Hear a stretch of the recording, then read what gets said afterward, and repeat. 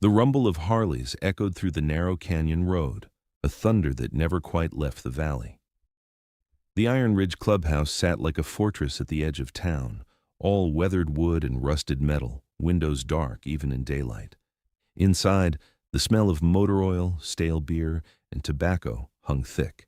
Chrome glinted from every corner, pipes, chains, buckles, all polished like battle armor. Through the front door walked Maya Cross, leather jacket zipped to her collar despite the Arizona heat. She was slight, maybe 5'4", with short dark hair tucked behind her ears and a face that gave nothing away. On her right wrist, just visible below her cuff, was a small tattoo, a single rose wrapped in barbed wire, the ink faded and uneven, like it had been done fast and rough. The joke started before she reached the bar. "Check it out," someone muttered from a corner booth. "Fresh patch trying to look tough with the prison ink." "Probably got it at a truck stop," another added, loud enough for the room to hear. $20 and a six-pack. A few members chuckled. Even some of the older riders smiled behind their beards. It was the kind of casual disrespect that passes for bonding in places like this. Test the new blood, see if they crack. Maya said nothing. She walked to the bar, set her helmet down, and ordered water. Her movements were calm, economical. No wasted motion, no visible reaction. Behind the bar, Dutch, the club's sergeant-at-arms, watched her with narrowed eyes. He was a mountain of a man, 50-something, with arms covered in faded ink and scars that told stories he never shared. He'd been with the Iron Ridge Charter for 30 years and had seen plenty of prospects come and go. Most of them talked too much or tried too hard. This one did neither. "You good?" he asked quietly, sliding the glass across the counter. She nodded once. "All good." At the far end of the room, Cage Ramsey leaned back in his chair, boots propped on the table.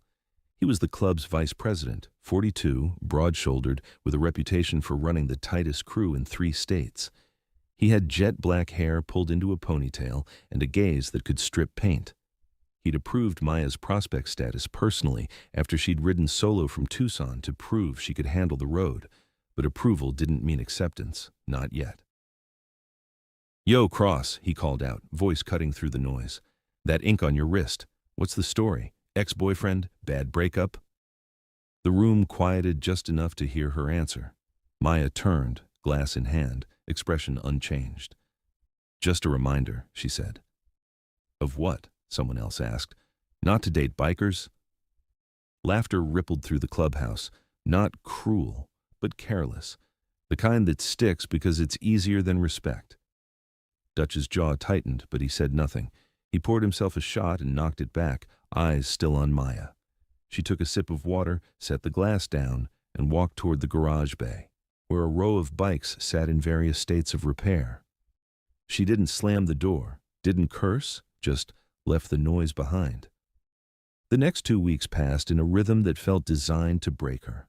Maya worked the garage, rebuilt carburetors, changed tires, cleaned parts until her hands were black with grease. She rode sweep on every run, ate last, spoke only when spoken to. The mockery didn't stop. If anything, it grew more creative. "Hey, Rosebud," one rider called during a fuel stop. "You gonna cry if we don't water you?" "Maybe she got it for her grandma," another joked. Sweet little prison flower. Every time, Maya's response was the same. A brief glance, a nod, then back to work. Cage watched it all from a distance. He didn't participate, but he didn't stop it either. Testing prospects was part of the culture. If they couldn't handle words, they'd never handle what came after. But there was something about the way Maya moved that unsettled him. She didn't flinch, didn't argue, didn't try to prove anything. She just existed, steady and quiet, like someone who'd already survived worse and didn't need to explain it. One evening, after a long ride through the desert, the crew gathered at the clubhouse for a meeting. Business talk, shipments, schedules, territory disputes. Maya stood near the back, arms folded, listening. When the meeting ended, Cage called her over. "You ever gonna tell us what that tattoo means?" She met his eyes without hesitation. "When it matters." "It matters now," he said. "You're wearing our prospect patch. We got a right to know who's riding with us." For a long moment, she didn't speak. Then she said, "It's personal." Everything's personal until it affects the club, Cage replied. You hiding something? Dutch stepped forward, placing a hand on the bar between them. Let it go, Cage. She's earned her keep. Tattoo's got nothing to do with her work. Cage's eyes flicked to Dutch, then back to Maya. He didn't press further, but the question hung in the air like smoke. The breaking point came 3 weeks later. A rival club, the Scorpions, had been pushing into Iron Ridge territory. Small things at first, showing up at local bars, making noise, testing boundaries. Then it escalated. One of their members got jumped outside a gas station. Another had his bike torched in a motel parking lot. Cage called an emergency meeting. The clubhouse filled fast, voices loud, tempers high. Plans were thrown around, retaliation, territory markers, sending a message that couldn't be ignored. Maya stood near the door, quiet as always. But this time, Dutch noticed her hands. They were still, completely still. No fidgeting, no nervous energy, just the calm of someone who'd been here before. Cage laid out the plan. They'd ride out at dawn, 20 strong, and confront the Scorpions at their usual haunt, a bar on the edge of town. Show of force. Make it clear Iron Ridge wouldn't be pushed. Anyone got a problem with that? Cage asked. Silence. Then Maya spoke. That's a mistake. Every head turned. The room went cold. Cage's eyes narrowed. Excuse me? You ride in 20 deep, they'll see you coming a mile out, she said, voice steady. They'll either scatter or call backup. Either way, you lose the advantage. And what would you suggest, Prospect? Cage's tone was sharp, but there was curiosity beneath it. Maya stepped forward.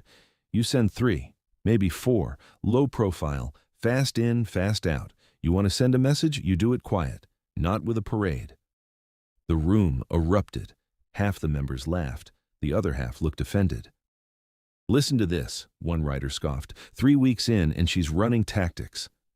Prison Flower thinks she's a general now, another added. Cage raised a hand, silencing them. You got experience with this kind of thing? Maya's gaze didn't waver. Some. What kind of some? She didn't answer right away. Then she reached up and slowly unzipped her leather jacket. Beneath it, she wore a plain black tank top, and across her shoulders, ribs and arms were scars. Not tattoos, scars, burns, shrapnel marks, surgical lines that cut across muscle and bone, the kind that came from explosions, from metal tearing through flesh at high velocity. The laughter died instantly. Dutch's expression shifted from curiosity to something harder, recognition. Cage stood frozen, staring at the roadmap of violence etched into her skin. What the hell happened to you? Maya pulled the jacket back on, zipping it halfway. I was a combat medic, 3 tours, Afghanistan. We ran routes through insurgent territory every day. Learned real fast that loud gets you killed, quiet keeps you breathing. The clubhouse was silent, not the uneasy silence of mockery, but the heavy, stunned quiet of people realizing they'd been wrong. Cage's voice was quieter now. And the tattoo? Maya's hand went to her wrist, fingers brushing the faded rose. My squad, 6 of us, only 2 made it home. The rose is for them. The barbed wire is for what it cost. No one spoke. The weight of her words settled over the room like a blanket. Dutch stepped forward, his voice rough. You were there when the convoy got hit outside Kandahar, weren't you? Maya's eyes flicked to him, surprised. I know someone who was in that unit, Dutch continued. He told me about a medic who dragged 3 soldiers out of a burning Humvee while taking fire. Said she kept working even after shrapnel tore through her shoulder. They called her Angel. Maya's jaw tightened. That was a long time ago. Not long enough to forget, Dutch said quietly. Cage sat down slowly, his usual confidence rattled. Why didn't you say anything? Because it doesn't matter, Maya replied. What I did over there doesn't change what I do here. I'm a prospect. I earn my place the same way everyone else does. The room stayed quiet. Then, one by one, the members who had mocked her looked away. Shame crept into faces that moments ago had been filled with arrogance. Cage ran a hand through his hair, exhaling hard. You're right about the plan. We go in quiet. 3 riders, you're one of them. Maya nodded. When do we leave? Tonight. They rode out just after midnight. Maya, Cage, and a rider named Reaper, a former Marine with a scar running from his temple to his jaw. The desert stretched black and endless under a sliver of moon. No headlights until the last mile, no radio chatter, just the hum of engines and the cold wind cutting through leather. When they reached the bar, the Scorpions' bikes were lined up outside, chrome glinting under a single flickering streetlight. Music thumped from inside, voices loud and careless. Cage cut his engine 2 blocks out. The others followed. They approached on foot, moving through shadows like ghosts. Maya led. Her steps were silent, her breathing controlled. She'd done this before, in places where a single mistake meant death. This was nothing. They reached the side entrance. Cage nodded to Reaper, who jimmied the lock in seconds. Inside, the bar was packed, 20, maybe 30 Scorpions, drunk and loud. Maya scanned the room, eyes moving methodically. She spotted the club president near the pool table, a man named Vic, 6'3" and built like a wrecking ball. 2 enforcers flanked him. Cage leaned close. "How do we do this without starting a war?" Maya's voice was barely a whisper. "You don't fight them. You embarrass them." She walked straight through the crowd, hood up, moving like she belonged. No one noticed her until she was standing right behind Vic. Then she spoke, loud enough to cut through the noise. "Vic," he turned, eyes narrowing. "Who the hell are you?" "Iron Ridge," she said simply. The bar went quiet. Every Scorpion turned to look. Hands moved toward pockets, toward weapons. Maya didn't flinch. "You've been pushing into our territory. That stops tonight." Vic laughed, but it was forced. "You got some balls, little girl, coming in here alone." "Not alone," Maya said. She nodded toward the door. Cage and Reaper stepped into view, arms crossed, expressions stone. Vic's smile faded. "3 of you? That's supposed to scare me?" "No," Maya said, "but this should." She reached into her jacket and pulled out a small stack of photos. She laid them on the pool table, one by one. Each showed a Scorpion member at a vulnerable moment, getting gas, leaving a girlfriend's house, walking alone at night. "We've been watching," Maya continued. "Every move, every mistake. You want to push, we'll push back. But it won't be loud. It'll be surgical, and you'll never see it coming." Vic's face went pale. His enforcers shifted uncomfortably. "Or," Maya said, "you can back off, stay in your lane, and we do the same." The silence stretched. Then Vic picked up the photos, staring at them. His hands shook just slightly. "Fine," he muttered. "We're done." Maya nodded. "Smart choice." She turned and walked out, Cage and Reaper flanking her. No one followed. No one said a word. Outside, Cage exhaled hard, adrenaline still pumping. "That was insane." "That was necessary," Maya replied, zipping her jacket back up. When they returned to the clubhouse, Dutch was waiting. The rest of the crew gathered as Cage recounted what happened. By the end, the room was silent again. Then Dutch raised his beer. "To Angel." The others hesitated, then followed. "To Angel." Maya shook her head. "Just Maya." Dutch smiled faintly. "Not anymore." Cage stepped forward, pulling a folded leather cut from behind the bar. Iron Ridge colors, full patch. "You earned this 3 weeks ago," he said. "We were just too stupid to see it." Maya stared at the vest, her expression unreadable. Then she took it, running her fingers over the stitched logo. "Thank you," she said quietly. That night, the clubhouse felt different. The mockery was gone, replaced by something heavier. Respect. The kind that's earned in silence, in scars, in stories that don't need to be told because they're written in the way someone carries themselves. Maya sat at the bar, jacket unzipped, the rose tattoo on her wrist visible for everyone to see. No one joked, no one questioned.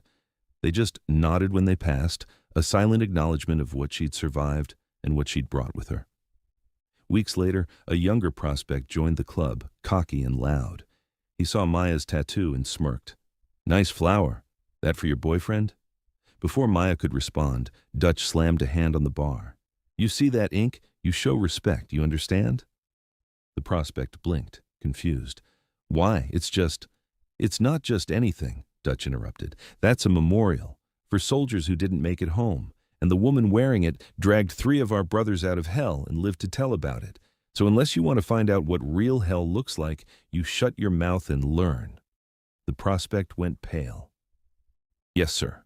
Maya didn't say anything. She just took a sip of water, her expression calm. Because respect isn't demanded with words or ranks. It's earned quietly in how you carry the weight of what you've survived. Some marks aren't decoration, they're history written on skin, remembered in silence. And in the Iron Ridge Clubhouse from that day forward, no one ever questioned the rose again.